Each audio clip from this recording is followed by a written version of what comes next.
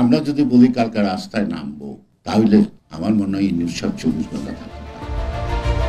কালকে যদি রাস্তা নামি তাহলে ডক্টর মোহাম্মদ ইউনূস 24 ঘন্টাও থাকতে পারবেন না। প্রধান উপদেষ্টাকে নিয়ে এমন মন্তব্য করেছেন বিএনপি স্থায়ী কমিটির সদস্য গয়েশ্বর চন্দ্র রায়।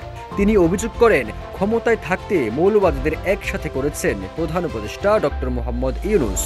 এই মৌলবাদীরাই সারা বিশ্বে নানা অশান্তি তৈরি করছে বলেও মন্তব্য করেন তিনি।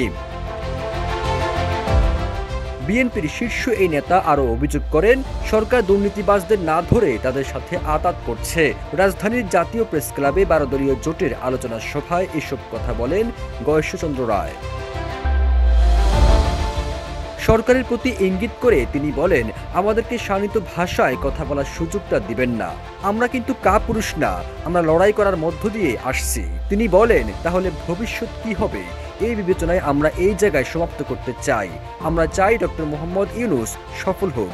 ডক্টর ইউনূস সফল মানেই আমাদের জুলাই আগস্টের আন্দোলনের একটা সফলতা। জুলাই আন্দোলনে নেতৃত্ব দেওয়া শিক্ষার্থীদের উদ্দেশ্যে বিএনপি স্থায়ী কমিটির এই সদস্য বলেন, যারা নাকি 24শে জুলাইয়ে 11 দিনের আন্দোলন করে মুকুট চায়, তাদের মুকুট অনেক আগেই জাতি দিয়েছে, আমরাও দিয়েছি। গয়েশ্বর রায় বলেন, আজকে আমাদের যে নতুন সংকটের কথা বলা হচ্ছে, আমি এটাকে সংকট মনে করি না। আমাদের সুর, তাল, লয় যখন এক, আমাদের দমাবে কে? সেই শক্তি কার আছে?